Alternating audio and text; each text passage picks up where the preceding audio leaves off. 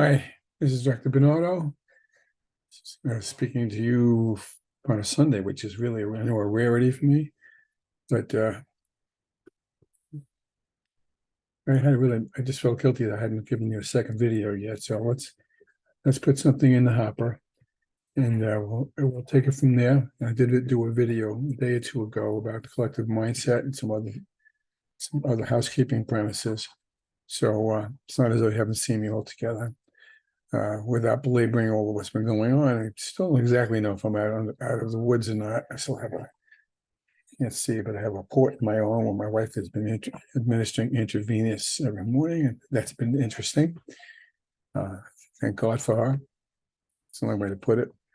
And my other advice is if you have some kind of real illness, don't go to a hospital unless you really have to. One reason being that they're not telling you that everybody in the hospitals have COVID. But thankfully, I think I've evaded that. That's about the only thing I have evaded in the last week or two. I'm also 9 pounds lighter, which is awfully good. I think I'm eating at my way back on that, which I guess is a good sign as well. So I will ramble a little bit, really kind of sowing two seeds with you, planting two acorns, to use one of my favorite metaphors, just to sort of what you whistle and where we're going with this. But some housekeeping first. First of all, you know that there is an optional meeting tomorrow at, I think, 5 o'clock. I think I made it for 6, I don't remember. But you have the invitation. It's optional. If you're not able to make it, one person already told me that she wants to, but not sure that she can. Again, there's no penalty whatsoever. I will record it and post it if there's anything of value for the whole group to see. Number one, and number two, I don't have a particular agenda for tomorrow, except to sort of take your temperature and help you fill in some gaps, because I know there are some gaps that understandably might have you concerned. I also want to thank all of you for praying and sending me good vibes and so forth. That's very much appreciated. So also I have to say that Dr. Kodak, as the chair, has been extremely supportive, as Rosaria, and I appreciate their help as well. Okay. Something else about housekeeping I wanted to say. It'll come to me in a second. Really, I have like two and a half premises I want to drop on you today. If you look at the syllabus, I'm not going to bring it up. As I said to you many times, I'm not totally faithful to the syllabus as the season wears on. But if you look, I try to somehow get my arms around it as we move through. If you look at the syllabus, we're coming up through the collective mindset chapters that we're up to date on. The video that I did the other day was about the collective mindset, and there's a backdrop for virtually everything that we're doing for the course. So you're obviously expected to be reading that with care. And then the other piece of it is what I call the content, which is other content, other issues. And if you look at that carefully, you'll see two things. One's in bold. It's about needs assessment. You've been pounding it pretty hard about needs assessment. I'm going to start moving off it a little bit, but that doesn't mean I'm leaving it as if to say you no longer have to worry about it. In fact, it's something you need to keep before you as you transition from to the second part of this course, to the end part, someplace in first or second week of December. You know you're going to need to give me my word, a strategic plan of sorts.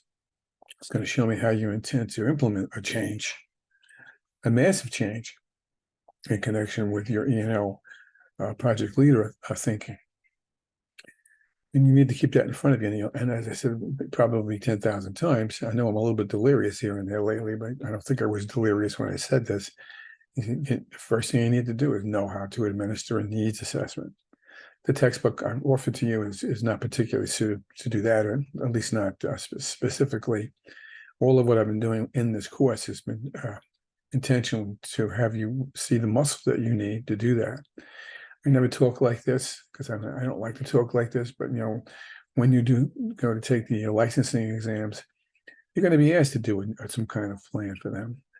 And somewhere in that plan that you're going to offer the state for them to evaluate your progress and competency mastery about will be that you'll have to demonstrate that you've got those muscles. They're not going to ask you for the detail of muscles that I want you to have. And that's okay, because what I'm trying to do is to give you a set of skills that literally very few candidates like yourself will ever have. And more likely than not, and I'm not going to be a wise guy and say, very possibly the cooperating administrators with whom you're working don't have the skills for it either. They may have learned it along the way. They may have learned it by dying and learning by trial and error. But I'm giving you a package, so to speak, that is unique, and you need to make it part of yourself in order to make yourself the most excellent, competent project leader, administrator that you will certainly be, based on the wonderful conversations I've had with so many of you. So enough said about that. So if you look at that's the one piece, is the needs assessment. The other piece of that needs of that box, I think it's week 5, speaks to school reform. Now, school reform is something I put my feet on the floor. Siri off. Working on that. Siri close, stop, go off. I don't know why it does that. Siri cancel. So that the next back up and start again. The mind is still not drilled down as much as I wanted to be. That was a sidestep at this thing too. I actually was a little bit. I'm using an Italian word that most of you don't know. A little bit more stunado than usual, as my wife won't let me drive yet because of that premise. Oh, what was I talking about? It'll come to me in the middle of another sentence as I try to walk you through understanding these changes, since how to implement a change issue. All right, so now if you recall, and I actually gave you a little bit of a bad time about it. I leaned on all of you about 2 weeks ago, I suppose, to fill out a survey, which I have read, but I'm not ready to give my response to. Probably sometime in the middle of this week, and you'll see why in a minute. I want to bring it up because what I'm doing now is talking about a difference. This is Bernardo talking now. A difference between school reform and school restructuring, or school change, or school invention. I'm taking you out 10 years past your present lives. And you can't even probably imagine what kind of school systems you may be working in, if there are in fact systems that are out that you'll be working with or creating yourselves to deal with just for the changes that we spoke about. I may have mentioned a book to you before. If I haven't, I should have. The book is 50 years old, and the book is called Future Shock by Alvin Toffler, Toffler. Certainly, it's not a book I expect you to read between now and the end of the week, or ever, for that matter. But I do encourage you to consider what this book is talking about. But Toffler said, and his wife, actually, co-author, said that 50 years ago, that the world was accelerating so quickly, so rapidly. Changes were happening so quickly, not only technologically, but sociologically, politically, economically, then that our minds can't keep up with it. We're not wired to think like that. And what it did was threw society into a shock, not knowing exactly how to respond to things. And the consequence of that, and I know this sounds like a broad overstatement, but I kind of embrace it. The consequence of that is that a reason why people take drugs, why there is crime, why there's so much social unrest, dissatisfaction, especially with schools, because we don't know what it is that we want, because we don't know who we are and why we want it. Because if anything, the acceleration of change has exponentially grown since then, which means that we have to kind of rewire ourselves as a person, as people, let alone as educators and leaders, to give the capacity to people, the groups whom you lead, who lead with you, to I don't like to use this phrase, it sounds pat, to go with the flow, anticipate and adjust for. Easier said than done. And I know I mentioned this before, right? I had a principal this is just about a year ago, principal of a school in Brooklyn, call me up and say, it was a Tuesday. She says, guess what happened to me yesterday? I said, what happened to you yesterday? And she said, I got a call from a superintendent and said I had 17 children from Central America were showing up at my door. Had no idea how the level of education they had, whether they spoke any English. None of them did. And they're here, and figure out a way to make it work. Now, the principal obviously started to quiver for a moment, but the good principal, the good leader, realizes that this is a future that was more probable than we probably were willing to say it was. More probable, hear that word, than we were willing to own up to more often than not. But we sort of knew it was coming. Principal's choice now was, what does she do? Does she do what there's a saying, I didn't make it up, a person named Richardson said, when they come to the future, there are three kinds of people: those who watch it happen, those who let it happen, and those who wonder what happened. Actually, a fourth to that would be, and those who make it happen. So the principal's job is to make it happen, to make a future in concert with her staff, to create a future that we wanted to see happen, to accommodate the needs of those 17 children, and probably a lot more since then, and the students and children who are already in those buildings, and the staff that's got to work with those babies. That's called future. That's called about being prepared for the future, having the capacity to do that. I think I've said this about 100 times too. In my view, I disagree with me if you want, that's not a political view specifically, we were not ready for the epidemic. There's plenty of people telling us an epidemic was coming. It didn't say it was coming in March of 2019 or 20, whatever year that was. But there were people saying, get ready, there's something going that's coming.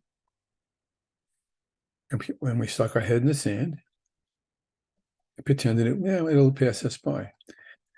For those who work in the city, you got flooded out a couple of days ago. One of the reasons why you got flooded out, notwithstanding the 6 inches of rain and the climate change that we should have seen coming, is that the infrastructure of the New York City municipal water distribution is 100 and something years old. Did we make pipes bigger? Did we replace old pipes? Actually, we have begun to do that over the past couple of years. But most of those projects aren't due to be completed in 3 or 4 years from now. This is no way to run a city. It's no way to run a system, no way to run a school, to react rather than to proact. And so I come back to this word, futuring. I've mentioned it more than once. And to come back to the premise too, what I'm about to begin to show you today. I'm not going to overwhelm you with this, nor am I'm going to run a PowerPoint, but I'm not going to post it yet because it can overwhelm you. So you really need to watch the video to get the premises I'm trying to weave into your soul as such, weave into how you see your practices in terms of charging up and working with your colleagues. What I'm saying is it's about capacity to meet the future. They have the wherewithal, they have the resources, the skill sets, the dispositions, like that principal who spoke to me last year, to say, okay, we will make it happen, notwithstanding all the strikes we have against us. We're not going to sit back and twiddle our thumbs on it. So just to remind you,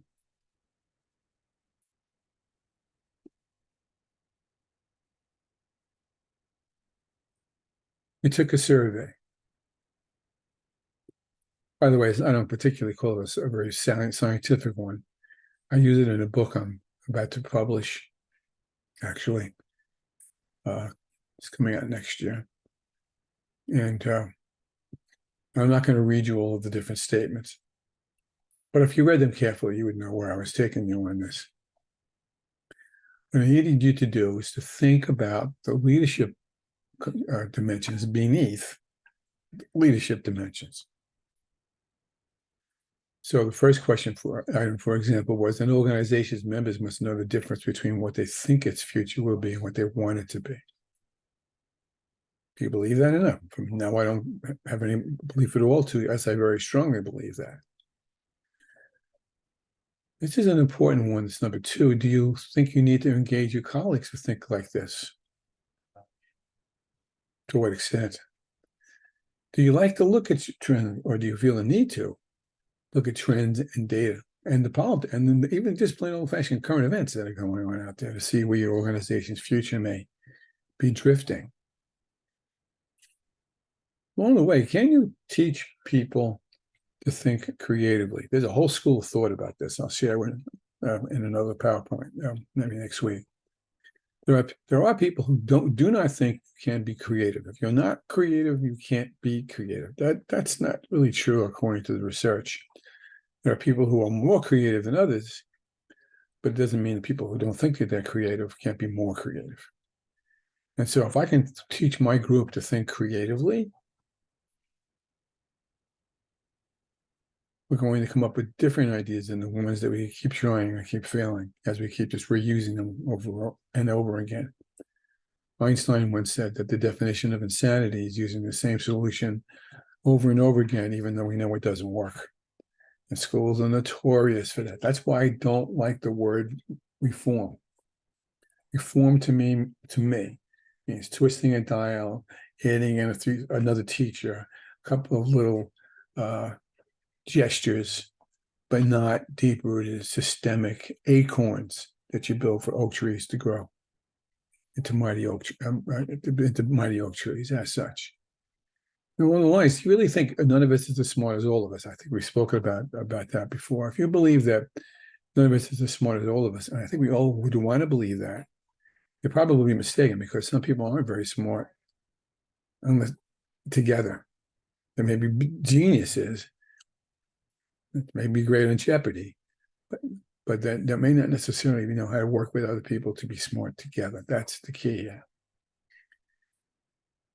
Now, we already mentioned the word mental models in terms of systems thinking. To what extent do you think you can change mental models? Easily or not so easily? When the subsystems of a school, in your case, are in line, it's okay. You just tweak one and move away from it, ignore it. That's really what we're asking you here.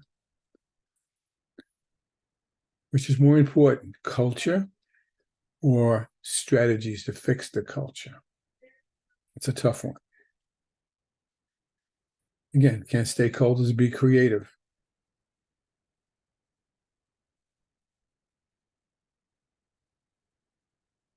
Stakeholders should accept the futures they see. Really what we're asking you here. Power struggles, especially in terms of collaboration between chair people, principals, and her colleagues, or people who work for them, don't have to be taken care of. You just have to do it. If you have a stripe on your shoulder, you just go ahead, straight ahead and do it. If you believe that, think about what that means.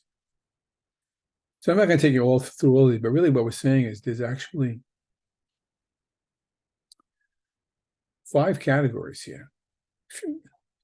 What kind of futurist you potentially could be, what kind of systems thinker you could potentially be, how strongly you recognize the issues of culture, how much you believe in collaborative leadership, and in creativity. That should be on the right-hand side. It's not in the right place. That's what that survey is for. Now, the truth is, when I looked at the survey responses, most of you fall into certain boxes, almost all of you. And that was to be expected. But you can see what there was a score system here for you to consider. And it's okay. What I'm basically going to do is assign each of you to be either a futurist, a systems thinker, a culturist, a collaborative leadership expert, or a creator. But you're going to get one of those jobs. If you want one of those jobs, drop me an email. I'll see what I can do. But I can't have all of you be futurists any more than I can have all of you be culturists. So I'm going to have to divide you one way or another along the lines. Now, getting this under your belt is the basis for this futuring premise. I'm going to walk you through just some of this. Wet your whistle. I'm not going to give a DQ about it. Probably should, but I'm not. I know you're ready. You have to work on the Dr. Gomez Gonzalez piece. So work on that. Email that to me. Okay. Don't worry about the DQ. I'm going to delete that DQ when my head is screwed on tighter tomorrow. So let's share the screen. I'm going to show you a PowerPoint. I'm not totally proud of it. I'm laughing now. It's about 2 years old. I was invited to do a presentation to a group of school administrators from Shanghai province in China. They were visiting Stony Brook, and they were here on some kind of fact-finding mission. Must have been about 35 of them in this room. All of them claimed they didn't speak English, but I have a feeling they spoke English, but didn't want me to know that. So I had an interpreter do this. And I made this presentation of my first book, which is called Futures-Based Change Leadership. I'll tell you a secret. There's 106 slides here. Do I want you to memorize or imbibe 106 slides? No, it's just not. It's over the top. So all I'm trying to do now is to get you to start thinking this way. That's all. In some cases, it's going to be fun. I suggest strongly that you try these out on your students, your colleagues in the faculty room, if they don't take their shoes off and throw them at you if you ask them these questions. Your family, if they don't throw the meatloaf at you if you try to ask them it during dinner. But in one form or another, you're going to see people have different opinions. And really the question I have for you, especially in the beginning, is, do you think everybody in your building, your department, your district, have the same view of future? They all believe the same premise. Pay attention. From this point on, you can't help yourself. Just pay attention to that. Because then it goes back to the issue of, how do you view the future? Now, let me give you some metaphors. I got this from a book called Teaching About Tomorrow. It's not my own particular work. And the author offers a couple of these here. The future is a winding highway. Okay, now I know almost all of you live in the city. The most winding parkway I can think of in the city that I don't like to drive on. I do it about once every 5 years if I have to. I'm not sure if they changed the name of it, but I think it's called the Jackie Robinson Parkway. That road scares the living daylights out of me because it twists and turns, and I don't know where it's going.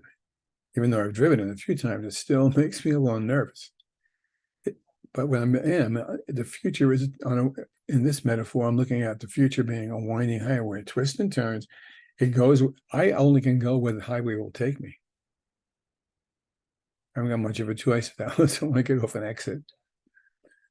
Now, I think I've already mentioned that I'm something of a Disney idiot savant. I admire Disney as much as I like Disney, because I admire the way Disney, notwithstanding some of its issues the last couple of years with COVID and some politics, it's a great example of systems at its best when everything is planned properly. I'm not so sure it's quite as good as it used to be when it comes to that. But you also know that I would imagine that at least most of you, if not all of you, have been on Space Mountain. If you haven't, I will explain it. Space Mountain's a roller coaster. It's in the dark. You're on a track, but you can't see anything. All you know is you're on this roller coaster track, and it's going left and right. I don't think it goes upside down, but it goes left and right and dips and swirls. And it's pretty scary the first couple times that you run it. But what it is metaphorically is whether we think the future is a great roller coaster on an endless night. Again, we can't even see out in front of us. At least with the Jackie Robinson Parkway, I can see a little bit around the bend. Not with this. I'm totally at the mercy of where that track is taking me. Is that how you see future? Another way to look at it is the future is a mighty river. When Henry Hudson was exploring the New York Bay back in the 1500s, he thought he was looking for the Northwest Passage. Found a pretty wide waterway. He said, this might be it. And he sailed up it for a while and began to see it was narrowing, but flowing and flowing against him, actually. And he ordered somebody to throw a pail overside, and he drank the water. The water was fresh. He knew he was not in the Northwest Passage. And the river that he was trying to sail up against was going the other way. So the river is a pathway. Any river is a pathway, but generally it flows in its direction, not necessarily in the one you want to, unless you know how to do whatever they do with sailboats or motorized boats, ships nowadays to navigate it. So you're pretty much at the mercy of it, except you do know that you're going in a direction and you can jump on and off, and you always can avoid rocks in the water and so forth. You can get someplace. Extending from that is the future a great ocean. Don't forget to take out your trash cans. Is the future a great ocean? Want to sail from New York to Liverpool, England? I think there's a port in Liverpool. I have a compass and I can navigate my way there. I have to fight currents and eddies and storms, but I've got a plan I can follow. It's not as though I'm just doing it haphazardly. I can get where I need to go because the ocean gives me that kind of freedom to do that, notwithstanding perils and challenges. I ask you to raise your hand and tell me, and I'm not, but I would imagine many of you think the future is totally random. You walked out the door right now and a meteorite dropped on your head. You say, oh, well, that's the luck of the draw. It was entirely random. There are people who believe that you have absolutely no control over the future, and it just sort of happens. You can look over your shoulder and figure out what happened, but not necessarily think what could have happened or what might happen. Or do you see the future as something else? Have you got another metaphor, your own metaphor for it? Now marinate in this for a minute. Look at past some people. What do faculty think about future insofar as school systems are concerned? I'm going to stick my foot down my mouth and say, my experience. I'm not saying I'm necessarily totally accurate. Is that most teachers are very passive about future. They pretty much accept what's happening to them. I mean, they may scream and yell and throw things, but in the end, they're going to accept what's happening to them and make a living out of screaming and complaining about it. One of the reasons for that is they're not empowered to contribute to making it better. It's just a big piece of what futuring is all about. I could be wrong about that. I want to be wrong about that. But in your case now, since you're potential leaders, you need to think about how you mean to go ahead and do that. All right, I'm not going to show this to you now, but I'm really going to just drop the words of adaptive versus transformative. Adaptive means you really could, accept the future and maybe, add a teacher and spend some more money on books, do a little more staff development, and you've changed.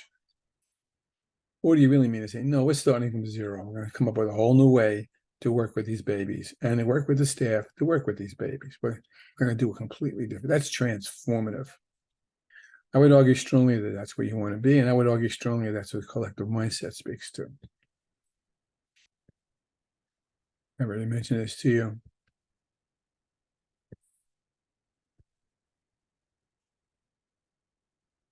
I use the word emerging future, and it is us.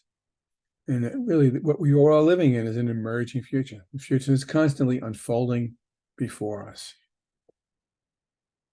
Now, to what extent are you able to see it coming or not? Yeah, here's the issue here. Again, I'm not going to run 106 slides at you this afternoon. Futures-based change leadership is a formula for sustained change capacity, and it's made up of three pieces. Here they are. In the center, you see futuring, sort of the axle. And it's made up of collaboration, made up of systems thinking, which we've spoken about a great deal. And the word theory U will throw you a little bit. Theory U is a synonym for creativity. Yes, culture is in there as well. And that's pieces that you need to be considering when I put you in a situation where you're going to solve a school by sharing those practices and expertises with each other. So my purpose here, I think I'll stop here. And forgive me for reading at you. To recognize how a school's capacity to change is based on its ability to practice futures-based change leadership, a la the collective mindset. You're going to be asked to connect the school's ability to change with what they believe about the extent to which futuring is actually in part of their organizational practices. I'll give you a quick example. I was sitting in a site-based meeting as a consult several years ago in a all kindergarten school. All school was the kindergarten center for the entire district. Maybe had 200 or 300 kindergarten children each year, and then the kids left kindergarten the next year and went to their respective elementary schools. Might have been less than 300, it was maybe about 150. So the principal handed I guess it was in May, the principal handed out, I was sitting in a collaborative leadership group with him, and the principal distributes next year's population projections. And he didn't say anything, he passed them out. So a parent who was in the group said, well, okay, we'll have the same number of kids as we had this year. And someone else said, no, yes, we have the same number, but look at the children. They're not the same children we've been getting. In fact, look at the number of children from E&L families. It has doubled. The year before that was 2 years before that was 6 kids. Last year it was 12, and this coming year then we're going to have upwards of 20 children. Take a look at that. Look at that population trend. Principal didn't say anything. To this day, I quiver when I think about this. Principal didn't say anything. So the reading teacher was part of the group said, well, I need to order new books. I need to come up with some staff development strategies. That's a whole class's worth of kids. And he never answered. And I think about that. I'm driving at is, where was the disposition to examine the data to be aware of the probable emerging futures coming before you, instead of reacting to what would happen the first day of school? So the only other thing I'm going to read to you here is seek ways to use these new skills to change your school system. And I'm going to stop it right. No, I read you 2 more slides and I'm going to stop. So a school's capacity to change, right, to sustain it, that's the hard part. It breaks down to the extent to which the organization culture is able to use systems disciplines, use creativity to face the challenges that they foresee, use collaboration to work with each other to form new ideas. And that all of that's dependent on how well they know how to future. And I'm going to show you how to future in the next video. So I'm going to stop there. I'm going to stop at 15. And by that time, I probably will say to somebody, only because the name sticks in my head, Ms. Feldman, for argument's sake, I might make you the culturist. So you will be the culture expert to discuss this with your group. Where, I can't remember first, I think it's Sarah. Sarah, I see you as the futurist. And again, I'm only making these things up. If there's something that you think you saw on that questionnaire, or some of this conversation that excites you, you want to know more about creative thinking, creativity among us, developing among a staff, please let me know. But Dr. B is out of gas. I'll see some of you tomorrow. I'm looking forward to it. If for some reason I have some kind of crash, just being a negative Nelly for a minute, I'll get the word out, but I'm 95% sure I'll see you at the appointed time. It's a pleasure. I'm trying to catch up. I promise you, I'm trying to catch up.